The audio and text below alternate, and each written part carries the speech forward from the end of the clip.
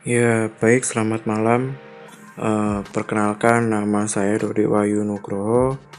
Saya peserta GT5 PP Sinarmas. Pada kali ini saya akan menjelaskan tentang proses yang ada di dryer equipment. Nah, proses pengeringan akhir dicapai di dryer section. Pengeringan dilakukan dengan melakukan beberapa tahapan steam heated oleh silinder yang berkontak langsung dengan kertas. Dryer ini bertujuan untuk menguapkan air dari lembaran kertas yang masih tersisa setelah dilakukan proses dewatering, deforming, dan press. Sebagai media pemanas dalam proses pengeringan, digunakan steam yang masuk ke dalam silinder. Selanjutnya, steam yang berada pada dryer nanti akan terkondensasi dan keluar melalui saluran kondensat. Untuk temperatur dari tiap silinder harus dikontrol secara tepat dengan temperatur pengeringan secara bertahap, yang mana pertama adalah 70 derajat Celcius, kemudian dinaikkan secara perlahan sampai dengan sekitar 185 derajat Celcius. Untuk equipment yang ada di dryer sendiri dapat terdiri atas bearing, lalu juga cell dryer bar, kondensat joint, sifon, dan cell head. Nah, untuk kecepatan perpindahan panas dari steam ke silinder tergantung pada pola aliran gerakan kondensat, yang mana pola aliran ini salah satunya adalah tergantung pada kecepatan mesin yang terdiri dari 4 stage atau tahapan, yang terdiri atas stage 1 di mana saat dryer belum terdapat putaran, kondensat membentuk genangan di bagian bawah silinder dryer. Lalu stage 2 saat dryer mulai berputar, genangan air bergerak dan lapisan kondensat terbentuk di sekitar permukaan. Lalu yang ketiga atau stage ketiga adalah cascading, di mana saat kecepatan putaran lebih cepat, genangan air bergerak lebih jauh ke atas sampai gaya gravitasi melebihi gaya putaran yang ada dan kondensat kembali jatuh ke dasar silinder. Yang stage keempat adalah riming. Seiring kecepatan putaran ditingkatkan lebih lanjut, besar gaya sentrifugal akan melebihi dari gaya gravitasi sehingga kondensat tersebut merata atau tersebar merata di permukaan silinder. Selanjutnya adalah silinder bar.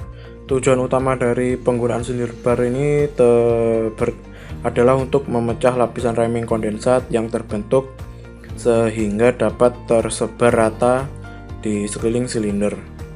Dengan terpecahnya lapisan kondensat tersebut, kontak steam terhadap silinder juga akan lebih banyak sehingga dapat mengoptimalkan transfer panas dari silinder ke kertas dan juga dapat meningkatkan efisiensi energi dari dryer itu sendiri.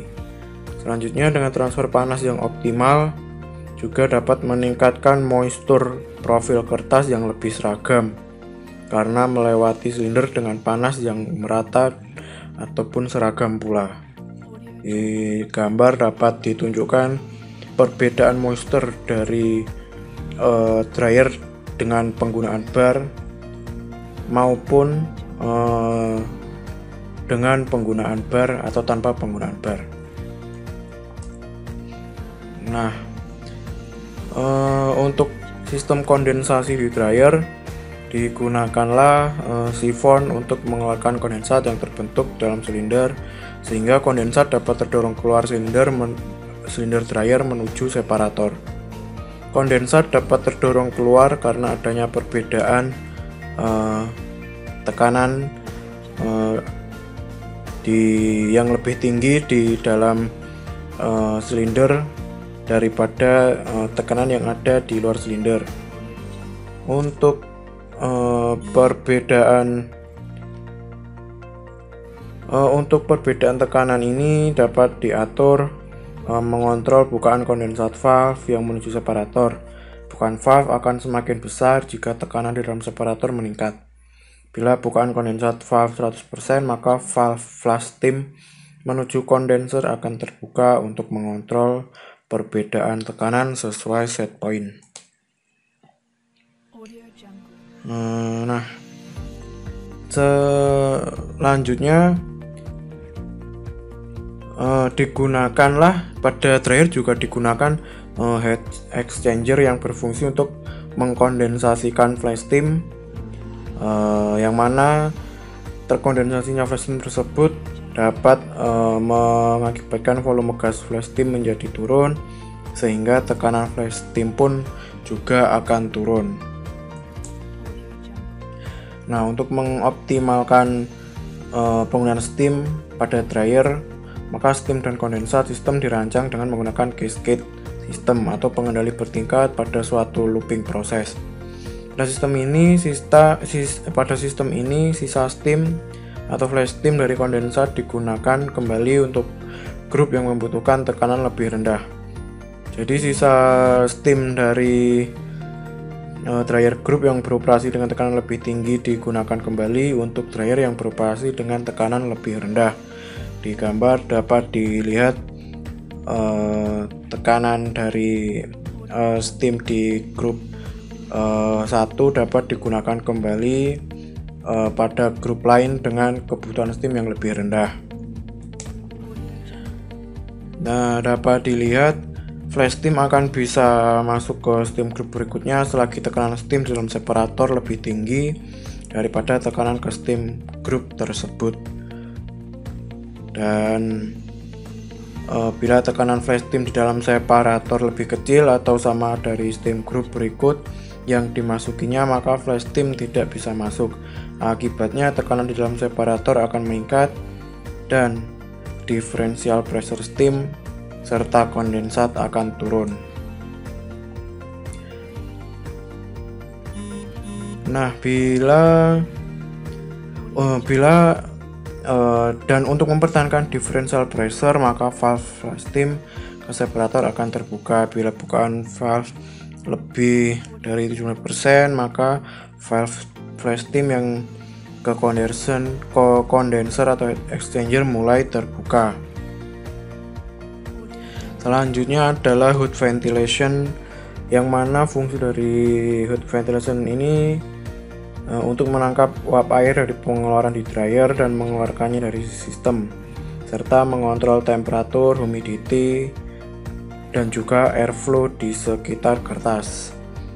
Nah, untuk cara kerjanya sendiri, untuk penggunaan panas di hood ventilation adalah udara panas yang terdapat di hood dihisap oleh exhaust fan, dilewatkan pada susunan pipa-pipa kecil yang bertujuan untuk mentransfer panas dari udara yang dihisap tersebut ke permukaan pipa sehingga pipa menjadi panas, dan jumlah udara panas yang dihisap ini dapat berkurang bila susunan dari pipa-pipa tersebut ada yang tersumbat oleh adanya kotoran yang menempel pada pipa.